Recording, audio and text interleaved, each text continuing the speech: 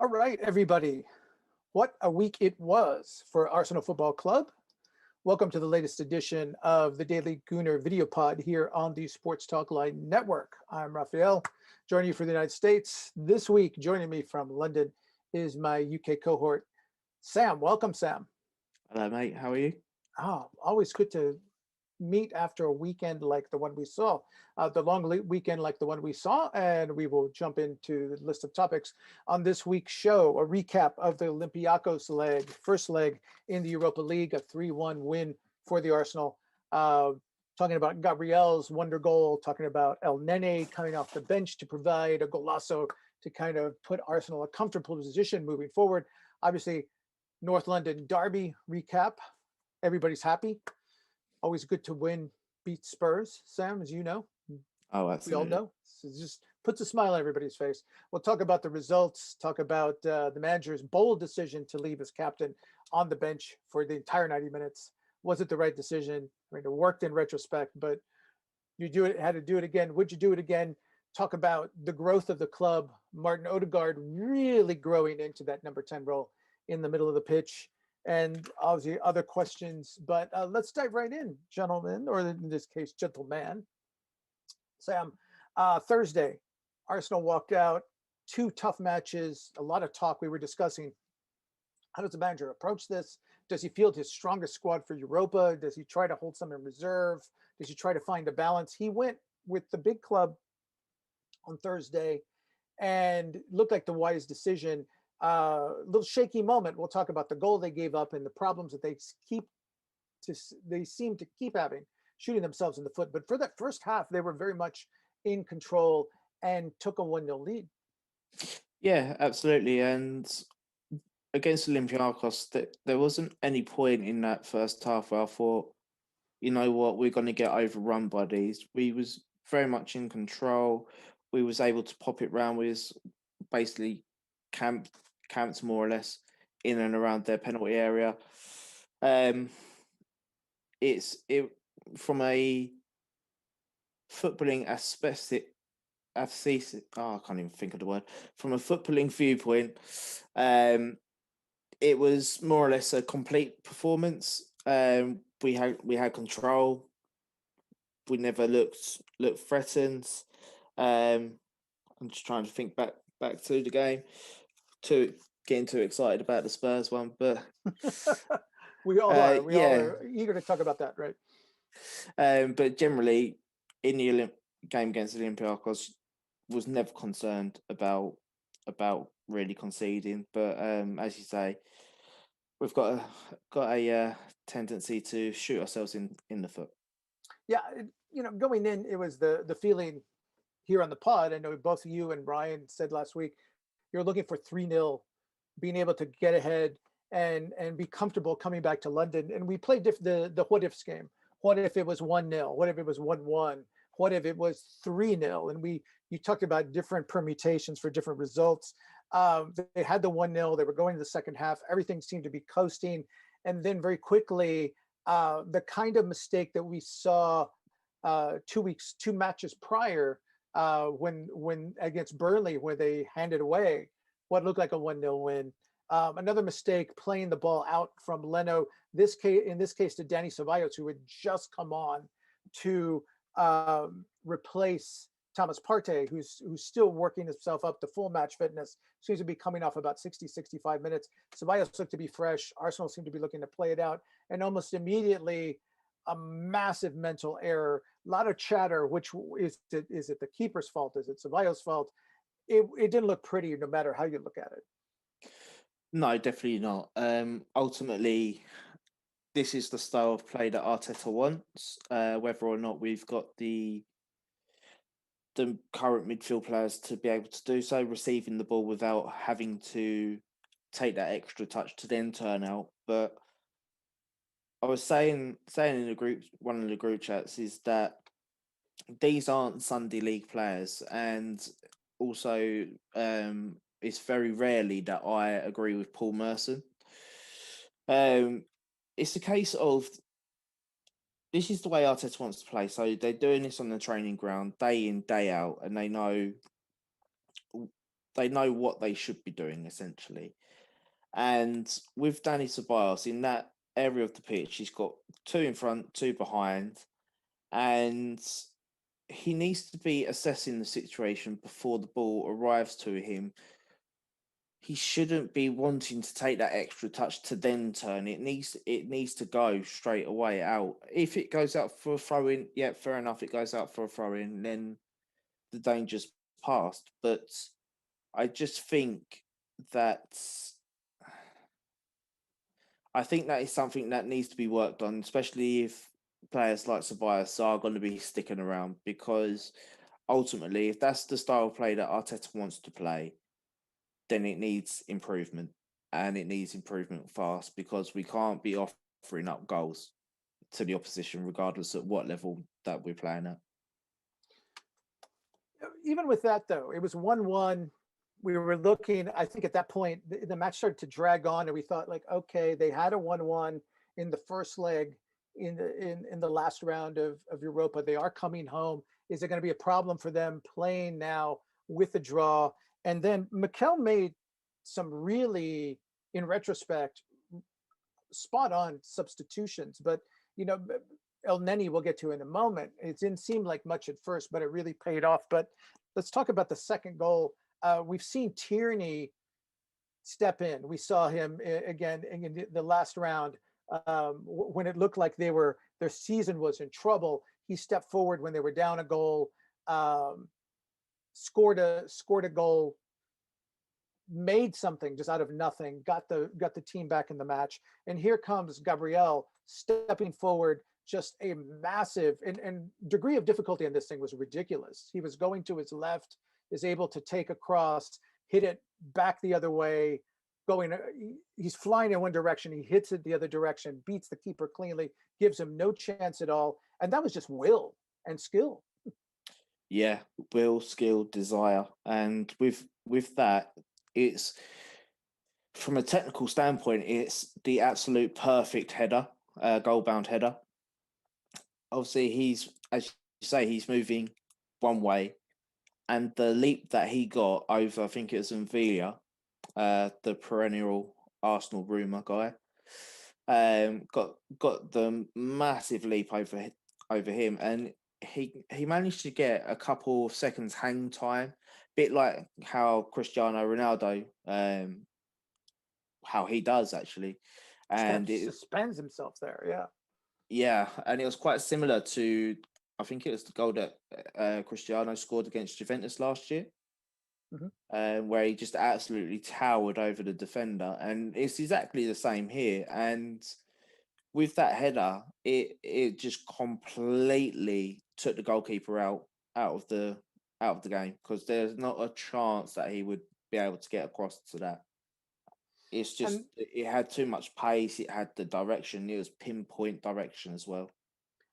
And that took the wind out of Olympiacos' sails, but still crucial that they got one more in the waning minutes, and they got it from, again, the last substitution. He puts Mohamed on El Neni on. It looks like he's there to just provide another brick in the wall in the final minutes so they could close it a 2-1 win. And he comes up with a spectacular goal. It brings to mind the line, and this is going to sound blasphemous, but just be careful. I'm not comparing Mohamed El Neni to Charlie George, but Charlie George once said of himself, "I didn't score many goals, but I scored big goals." It seems with Mohamed El Neni, we can say he doesn't score many goals, but the ones he scores are spectacular ones. This was a brilliant goal, Sam. Yeah, he's rivaling Giroud for spectacular goals at Arsenal, really, isn't he? Yeah. But I think with El Neni, he's been working a lot. I think it was with Steve Round, about getting himself in positions that he's able to affect the game moving forward. Because as a backup midfielder, yes, he's very good at recycling the ball, retaining possession, but it's getting his head up and moving forward. That's the one part of his game where he severely lacks. And with that shot, I thought that he was going to, when he received the ball, I thought he was going to palm it off onto somebody else, not take the responsibility. But we saw a player that drove into the space Nobody was approaching him. Took a few more touches, and then he thought, you know what, I'm gonna have this. And then the technique on the goal to drift it away from the keeper as well. Yeah, the Superb. side to side motion was immense on that.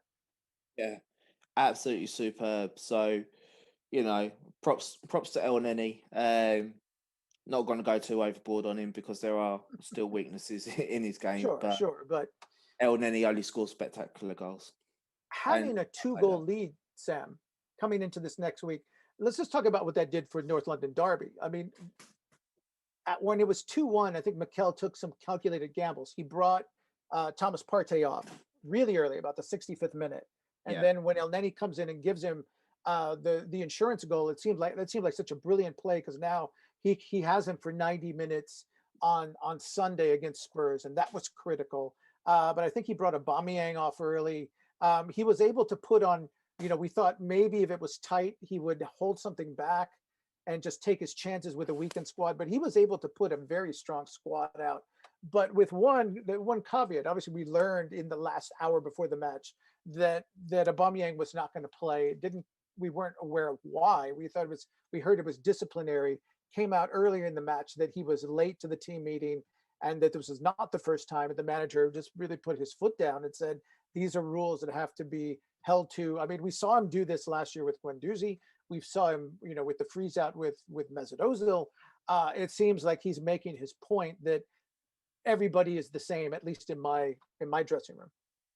yeah, absolutely. And obviously, with Aubameyang, he's the captain. He's the go-to player in the dressing room for many of the players. It's also come out being reported that the majority of the players were on Arteta's side in terms of dishing out that punishment, because I know a lot of people will point to the non-negotiables and say that we're non-negotiable SC and things like that, but this is basics of top flight football, and if you can't arrive to the team meeting on time, especially when you're the captain as well, that really undermines the manager. If anyone else was to do it, because if it starts happening with the captain, it's then going to filter down into other players who think they can get away with it. Then it's the disciplinary within the squad, and if somebody else was to get disciplined, but say Aubameyang wasn't, then they'll go, well, why isn't he getting disciplined, but I am? And at the end of the day, it's a matter of respect as well. It's got that element of respect into there, not only for the manager but also for the rest of your team and your teammates, because these are meetings. These are tactical meetings. These are ones where you are essentially told this is what you need to do within the game, and these are the players that you need to be wary of, and this is the areas of where you need to be. Now, if he's rocking in late, that disrupts everything in the meeting.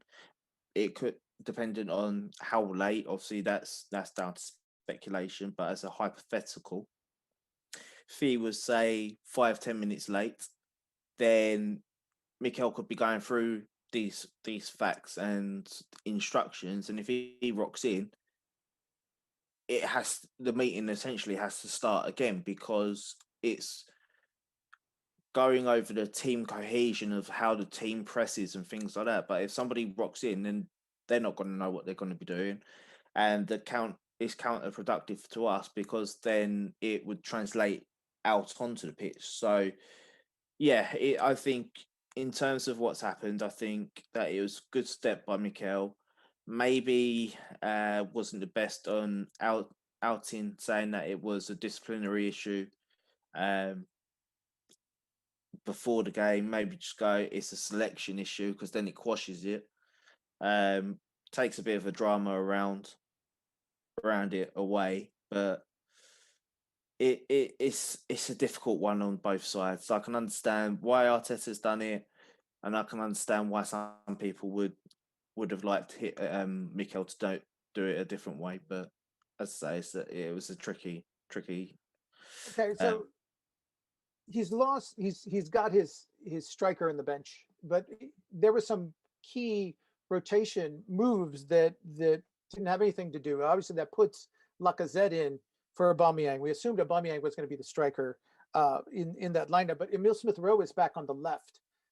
Very interesting, and we'll talk about the value in this match and then going forward, and maybe his future is there. Odegaard is left at the number 10. Saka is playing on the right instead of Pepe. I think a lot of us maybe felt like, there's some talk that Saka might have been overworked, and that might be a debate now because he has to go out at halftime with an injury. But on the right, on the back line, Hector Bellerin, who had started on Thursday, sits. Cedric comes in. Let's start with that from a tactical perspective, and we'll move our way forward, Sam, because it's clear he remembers in the first match that what Tottenham wanted to do, and I assume what they wanted to do in this one, is draw Arsenal forward, beat them on the counter. They love to drop Kane in the center, somewhere around the semicircle, take the ball, release it to him, have him turn and feed Son or feed Mora on the right, whoever, and just have them cutting in and get behind you. And it was very quick. That's how they scored their first goal. Really, that's how they scored both their goals in the first half of the first North London derby. Cedric was there to keep himself between Son and the goal. And we saw it on the play about 12, 13 minutes in, where Son pulls a hamstring. They're trying the long ball over the top from deep. But if you watch the replay, even before he pulls up, Cedric anticipated this. Cedric's way ahead of him. Cedric, it seemed that Arteta was going to play defensive first. And in this respect, he trusts Cedric more in that role. Yeah. I think with Hector Bellerin, his tactical awareness is a bit shot, and especially in a game against Tottenham, as you said, that they like to pick the ball up and then ping it over the top to Son.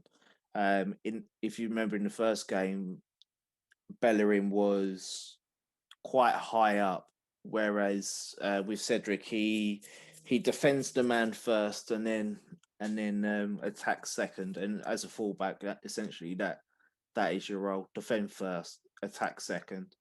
So he was a lot closer to Son, and when Son likes to make that run outside to in, with Cedric, he will make that run, because especially if somebody's a bit quicker than him, he will make that run beforehand. So he makes sure that he's in the correct position that he needs to be in. Whereas with Bellerin, he's more attack first, defend second. So his first instinct is, right, how high can I get so I can affect the second phase of the attack? And if that breaks down, and especially with the passing range of Harry Kane and Dembele in that midfield, they'll make that ping out to Son every time. But ultimately, I think we really shut them down in terms of being able to do that. With Cedric covering the run, it was beneficial in that aspect, but also it allowed the centre backs to come back into a space where they're deemed as in a tactically solid position. Yeah, and we saw a second phase of this. If we move forward and look at the midfield, how they deployed, we saw in the first 10 minutes, Arsenal pressing Tottenham really hard, getting some turnovers, getting some attempts. We'll talk about a couple of missed ones. In that was Smith-Rowe getting the ball, getting free at the top of the box, just missing a spectacular goal, hit the post. But Arsenal really had them on their back foot. And it seemed that once Tottenham kind of settled in, and we see this with Arsenal too, they're good for 10, 15 minutes, and then the adrenaline kind of fades. And if they don't have a lead, they're vulnerable at that moment. And what I noticed in that part, we were talking about this, they want to drop Kane. That's their game. Get Kane with the ball, have him turn and feed, be the conduit for all their attacks, their counterattacks. Arsenal at that point, we saw Odegaard, we saw the forwards, they weren't pressing as much. They had one guy high, but they dropped really kind of in the middle of the pitch, and they were just congesting that midfield area. And they told Tottenham basically, like, no, if you want to bring it, you're going to have to work it slowly. We don't think you can. And really, they couldn't.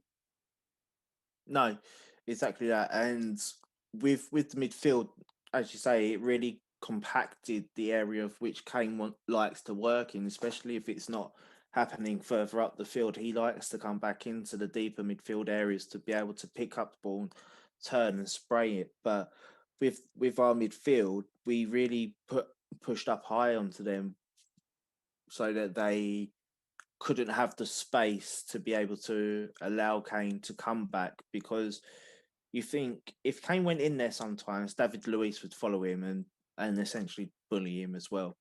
So if Kane did drop, one of our defenders would come with, but also it puts the awareness on Thomas Partey and Granit Xhaka. They were really aware of their surroundings, and they knew that Tottenham's midfield was still running quite deep.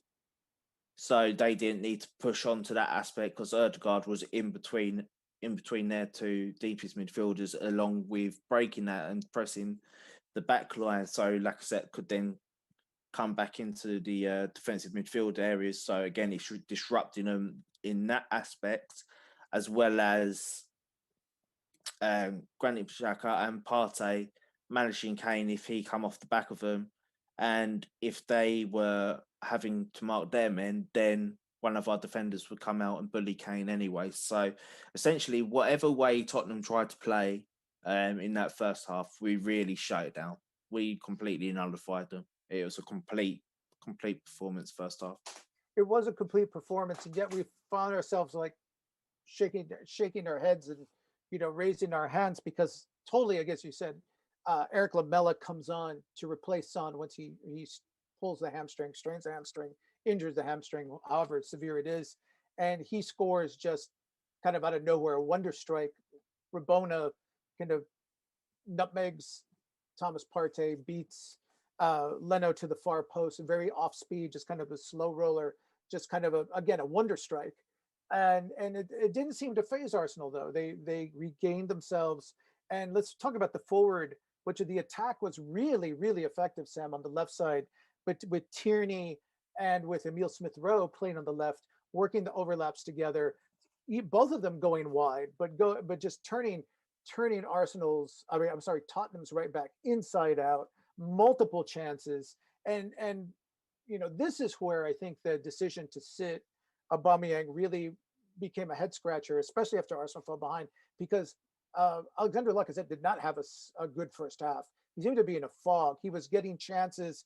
He was mishitting the ball. He had one chance where Tierney fed him, or maybe Smith Rowe fed him, and he just kind of hoofed it off to the side. He had a chance at the far post and just hit it wide.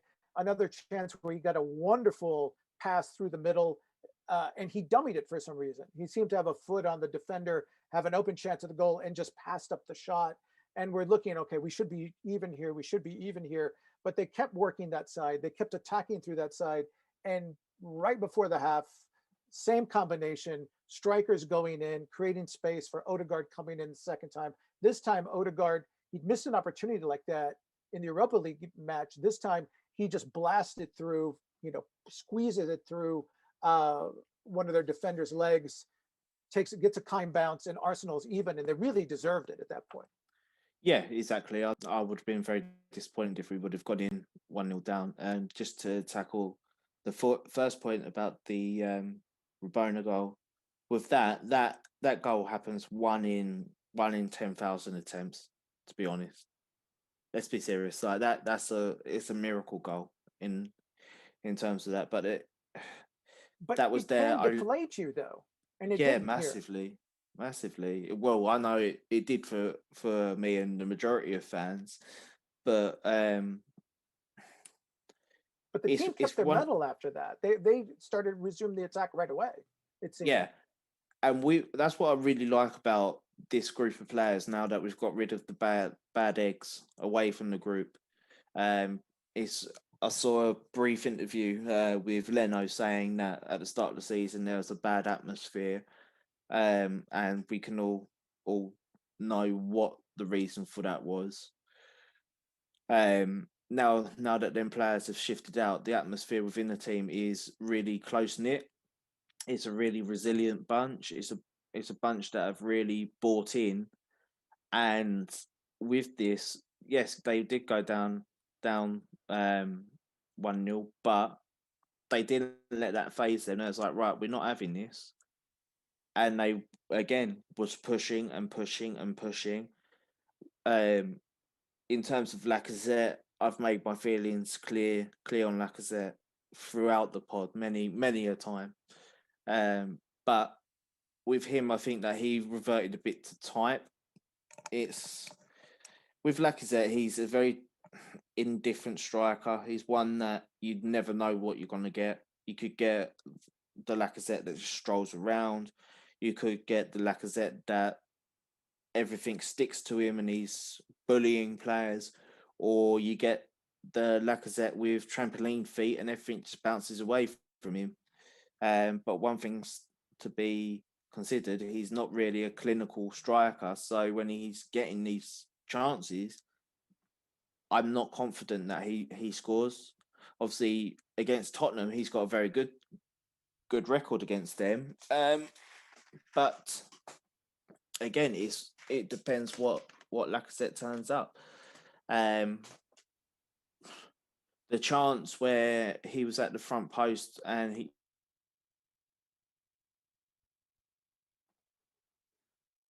But we'll get Sam right back very quickly. We have minor technical difficulties, but we just review where we stand. Going over Arsenal at 1-1, and we'll turn to you for the chat. If you can give us questions, we'll get him back, and we'll finish off our review of the North London derby, and obviously talk about some transfer news that's come up. We're just waiting for the uplink to return from London. Should be shortly. But again, let us know where you're watching. Let us know where you're coming from. Throw some questions to me in the chat, and we're happy to pick it up and address it and run with that as we go.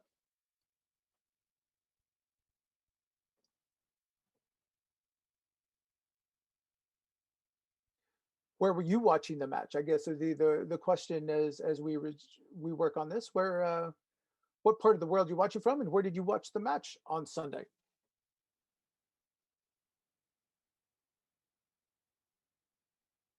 Here he comes. I told it would be short. Sam has returned. Thank you for staying with us. When we were so rudely interrupted, you were talking about Aubameyang missing, being at the near post, having an opportunity at the far post, and just scuffing the ball. Yeah, apologies about that. The laptop decided to switch itself off for some unbeknown reason. But yeah, with Lacazette, he scuffs a lot of his chances, and we'll move on to this probably with the penalty anyway. But the one that really hurts me, where as you say, he had the yard on the defender at the near post.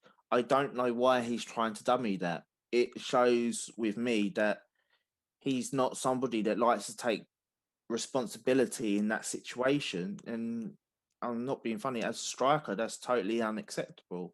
You don't be flash in that situation. You literally need to take the chances. If you hit the post, you hit the post. If you hit it wide, it goes wide. If it's a goal, it's a goal. You, as a striker, you're taking that responsibility. Nobody can really moan at you in that aspect. But when you're doing silliness like stepping over it in that position, especially when I think there was one down at the time. Yeah, it was still one down at the time, or no, there was 0-0 at that point. They really had a chance to take a lead there. So yeah. So it makes it even worse that you're not taking that responsibility. But ultimately, he was the saviour with the penalty, but I'll discuss that in a little bit. But with Odegaard and with Tierney and Emil Smith-Rowe, down that left-hand side, the three playing there, it's a triple threat, because you've got Tierney that bombs on the overlap, so you're taking the fullback away anyways. You're then having potentially with Emil Smith-Rowe cutting in on the inside of the fullback. The fullback don't know whether to go with Tierney or to go with Emil Smith-Rowe. And with Smith-Rowe, we saw it before with Robert Pires. He used to cut in and come on the inside of the defender. So they were unsure with, say, Ashley Cole bombing down the left as well. It's a similar dynamic in that aspect. So with Emil Smith Rowe coming in, the fullback don't know who to go with. The defensive midfielder can't come across, and then you add on top of that Martin Odegaard coming in and creating another angle, spacing angle. So potentially, say Odegaard's got the ball, he can go wide to Tierney. Smith Rowe then makes that third person run on the inside, and the Tierney can put it into Smith Rowe for Smith Rowe to cut back, like we saw for Odegaard's goal. And that's a brilliant pattern of play. That's a pattern of play that you regularly want to be seeing, because I know a lot of people were miffed that we keep putting in crosses, but we're not putting in wild crosses now. We're picking players out. It's smart crossing. It's a smart pattern of play, and it's something that's moving forward. Once Arteta's got every player that he wants and needs in that team, our pattern of play, I'll throw it up there now. It will be better than Liverpool and Man City's. I'm more than positive about that. Let's stay with Smith Rowe, because as you talking about, he does like to come inside, but then he's got this pet move that I've seen it several times, where he's got this stop and go, where he'll take a defender wide, he'll take a fullback wide, kind of hesitate, and then hit the gas, and he's got such short area quickness, he's able to beat him on the outside. So he's building this doubt. Or is he going to come in, or is he going to go wide, because he can beat you either way, and in some ways it just freezes the defender. And we saw this over and over again. We saw Tierney go in on the overlap, but we also saw Smith Rowe just tanking it himself, just kind of leaving their defenders kind of in a fog. And as you said, the crosses are coming through, and I'm thinking of this and I want to amplify your point. We've seen this, I think, 3 times in the last 3 matches, where they're building this, where the ball comes from that left side, either through Smith Rowe, sometimes it's Pepe, but it's usually Smith Rowe or it's Tierney, and they're feeding a midfielder or a winger coming across the box from the opposite side. In the first time, I know Pepe got one of those, and he just whiffed the chance, the kind of chance that we saw Lacazette miss 2 matches ago. And then in the Europa League match on Thursday, Odegaard was given that opportunity, and he whiffed it. And then, earlier this match, we saw Lacazette got it, and for some reason he dummied it. But that opportunity now, as we're seeing it consistently, it's like almost once a match that's going to be there. I have to think that's just familiarity. As they get more comfortable with each other and they come to expect that, those are all going to start going into the goal. Yeah, absolutely. And you've got to think as well, with the strikers will take away, the striker will take away the defense. So you get somebody that's doing a third man run, whether it's Odegaard, Pepe, Saka coming off the wing. Yeah, we've seen Tierney in that position as well at some points. So whoever is in that position, it's the pattern of play, and it works. It consistently works, because the striker is taking away the defenders. The defensive midfielders are not sticking with the runner. Or if they do, the runner will go deep to, say, the 6-yard line, and then reverse back to the penalty spot, or in between the penalty spot and the 18-yard box. And then it's that space. It's that space to be able to get that shot off. So the more consistency that we get with the players playing well now, because you've got to think as well, Raf, that with our play, moving from the 3-5-2, a lot of our play was down on the outside. Right. Now we're starting to look more in the middle. We look more in the middle, then go wide, and then go back to the middle. Whereas before it is, we'll go wide, we stay wide, and we'll whip in across.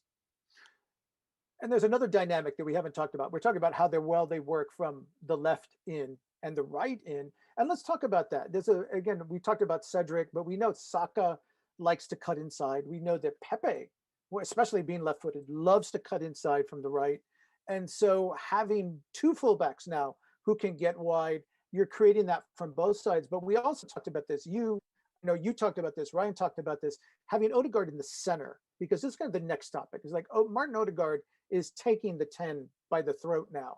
He's getting confidence. And that is, you were saying, because he's a direct player, the first really since Ozil was engaged and really kind of on the ball, who would feed Aubameyang, that Aubameyang was going to become a better striker with Odegaard behind him, that he didn't when, say, Lacazette was moonlighting there, even when Smith Rowe was there, because Smith Rowe likes to set up wide as Ozil did and work from the outside in. But here's a guy who likes to play in the middle, who likes to attack, will shoot. I mean, we saw him make that really wonder strike, with his foot. He missed the easy setup, as we said, for the cross, but he's not afraid to shoot from the edge of the box. But he's really good at finding Aubameyang through the center, just playing the striker through the center. And when he and Aubameyang together, that's just a whole other dynamic that wasn't there at the beginning of the season. Yeah, and as that partnership grows, it's the synergy as well. As soon as Martin Odegaard's got that ball, it's like Henry and Bergkamp. As soon as Bergkamp had that ball at his foot, a quick glance, Henry knew where he needed to go. And it'll be exactly the same with Odegaard and Aubameyang. Obviously, a lot of people will probably be shouting at the screen saying, but Odegaard's on loan. But we'll come to that in a minute, I'd imagine. But ultimately, with Martin Odegaard now, he is the number 10 that Mesut Ozil should have been.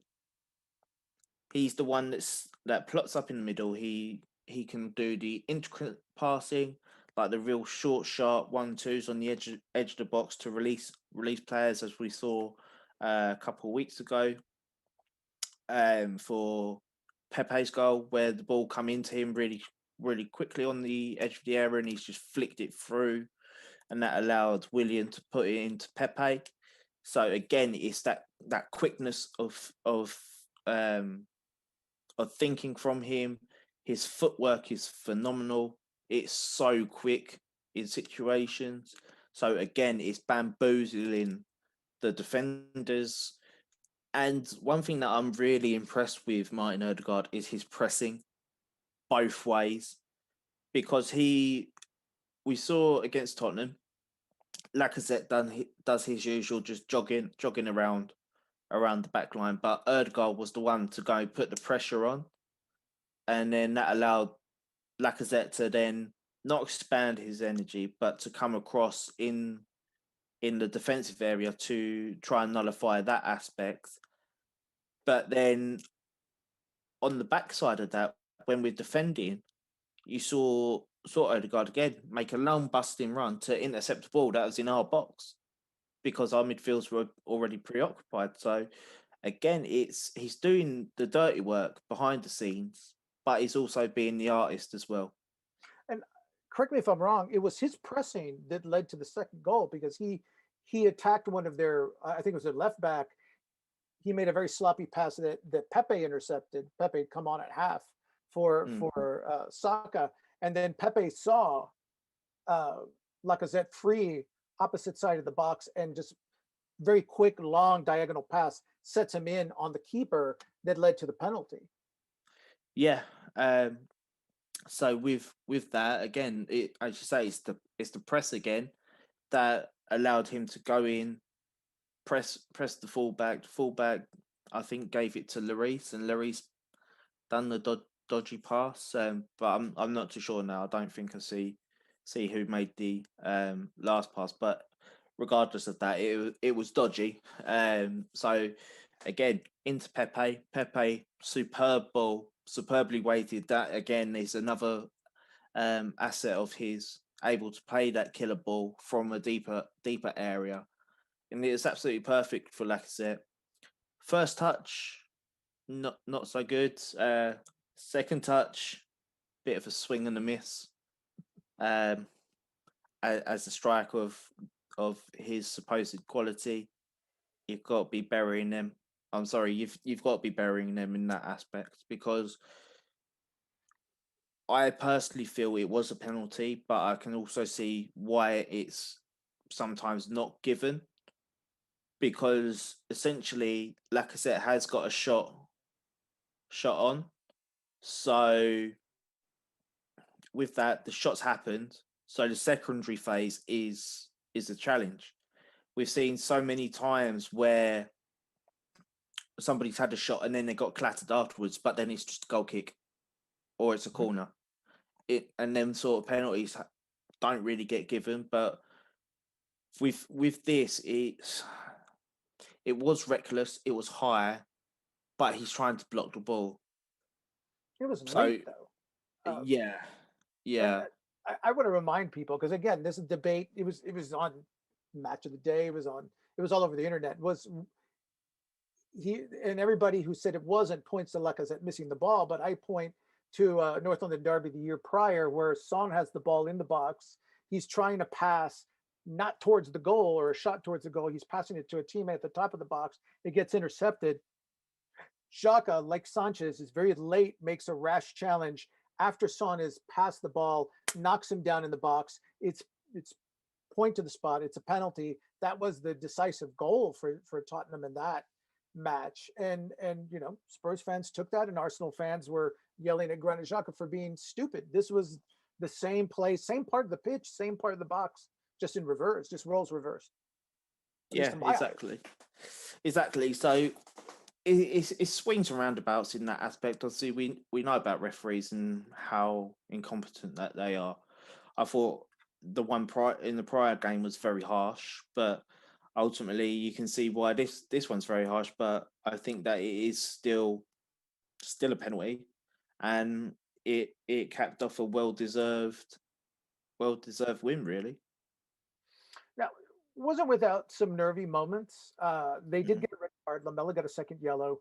Arsenal really, in some cases, seemed to run out of gas in the last 15 minutes. It gave up a couple of nervy free kicks. Harry Kane hit the post with one of them.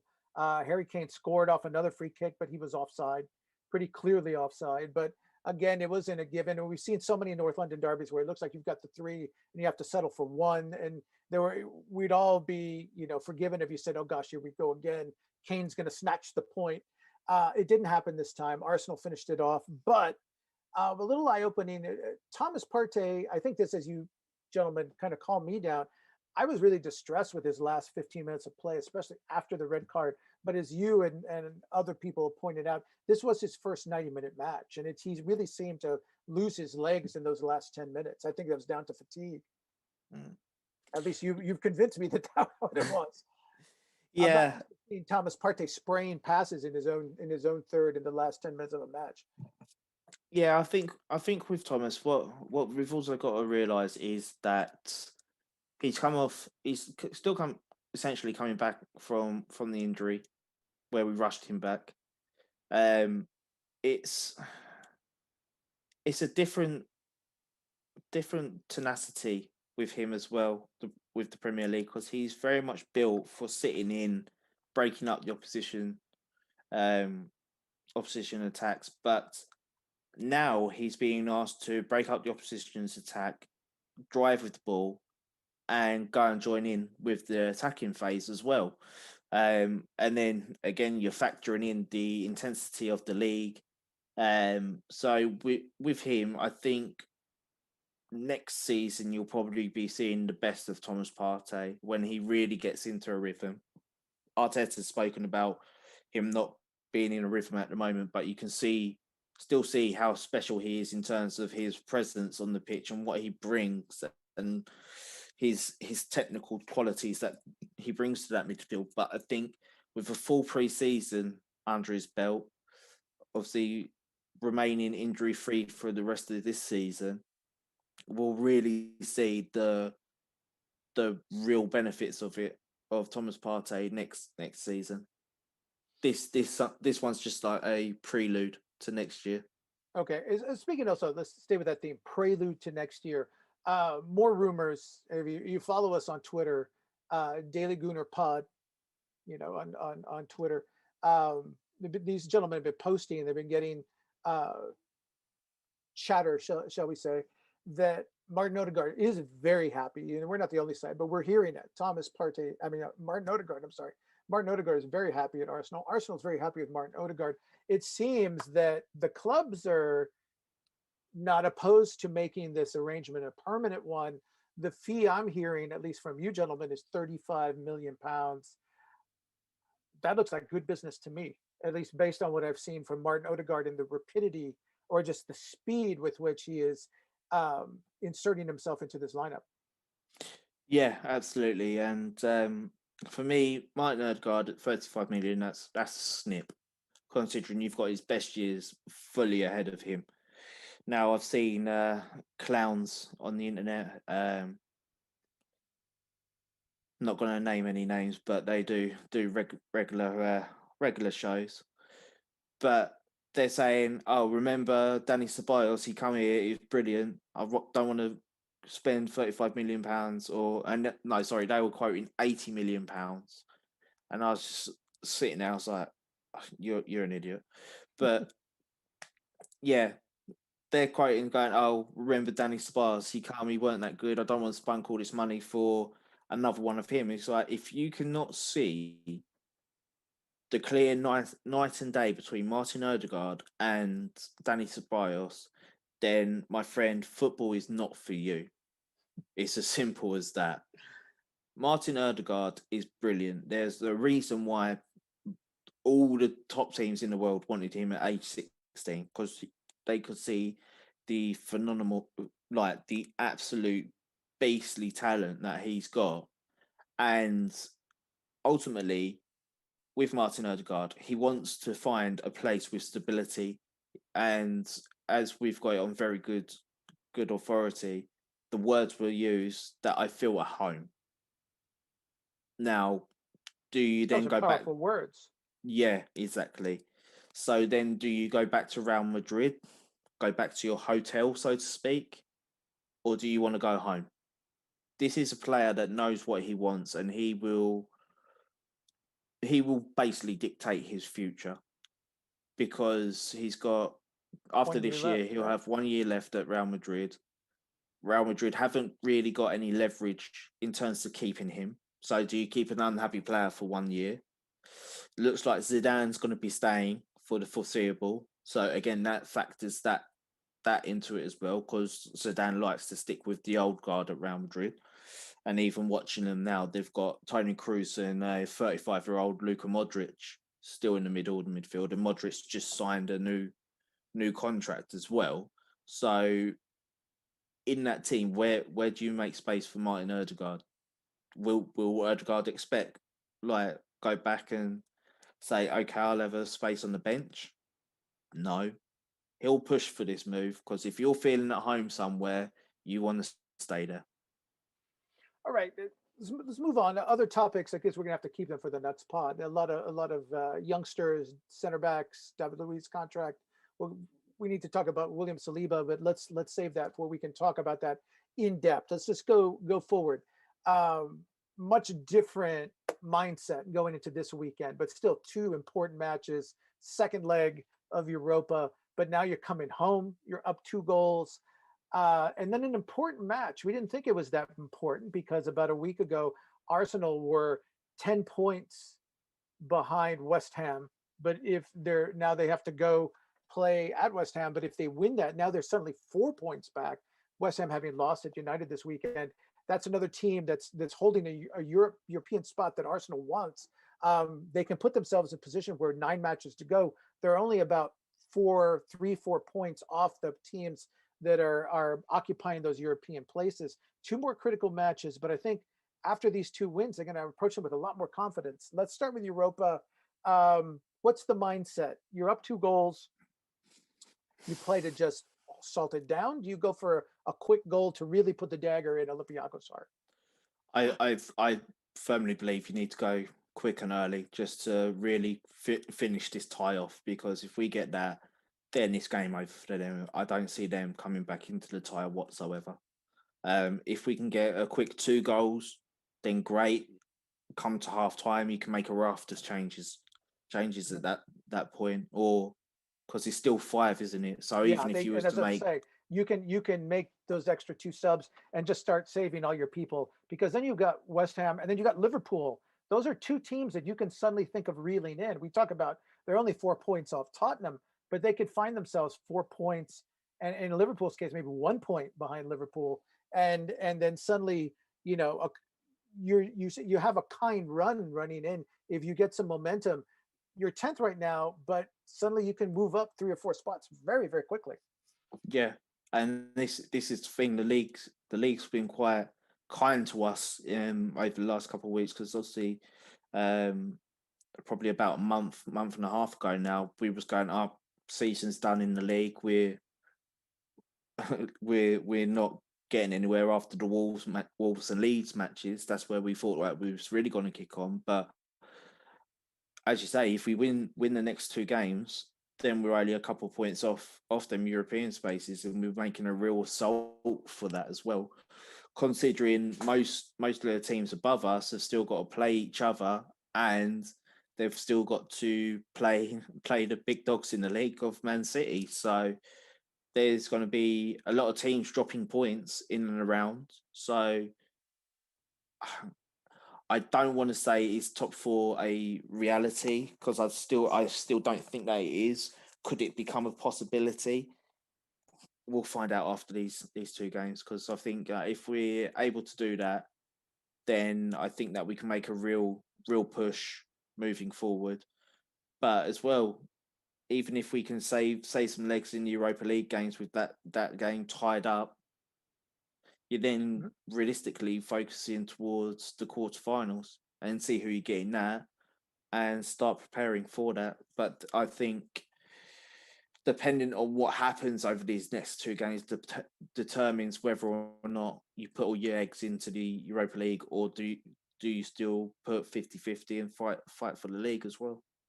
Well, we're looking forward to one more weekend like this past one, where Mm. Arsenal gave us reason to believe in both legs or both competitions. So let's keep an optimistic mindset. We look forward to again having you all back next week on the pod. We look forward to having Ryan back on our next pod. Uh, Thank you for staying with us. We've had a lot to digest, but again, when the news is good, we're all happy to sit and talk about this. We could talk about this all night, especially North London Derby result. Thank you again to our techs here at Sports Talk Line. And again, just a million thanks to all of you out in the internet, following us on podcast, following us on Twitter, and again, following us here on our live video pods. For Sam, I'm Raphael. Late evening, but a good evening. Good night to you all.